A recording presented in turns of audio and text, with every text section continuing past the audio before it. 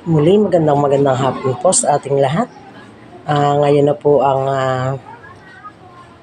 araw ng pagdadala sa huling hantungan ng aming bibinitan.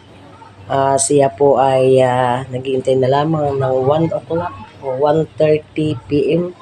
At dadating na po ang sundo para po idadaan muna sa simbahan bago po dadalhin sa Memorial Cemetery. Ayan. Kasalukuyan pong naghahanda na ang mga kapamilya. Humingi po tayo ng kompormiso sa kanyang tatay at nanay. Hindi ko lamang po itututok ang kanyang mukha at siya po naman ay angel pa. Ayan. Mamaya na po lang ang update, mga kamading, mga ka-followers, mga kasisi, Sarina Pogi Vloggers Club Association. Magandang hapon po sa inyong lahat.